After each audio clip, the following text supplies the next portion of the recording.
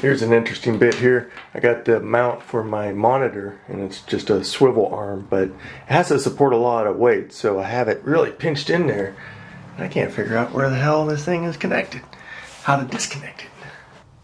Alright, well, let me see if I can't be a dumbass and not cut my cords here.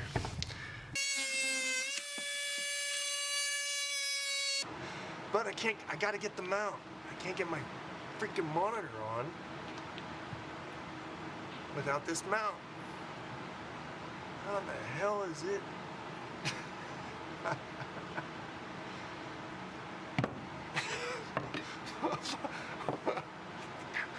Goddamn particle board, man. This is tough as nails. What a pain in the ass. Ah, see there? The boat. I will never forget it. Ever, ever, ever again in my life. Oh, man. But honestly, how often do you keep the box and the instructions for a monitor stand?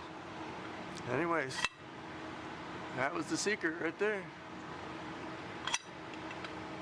What a mess.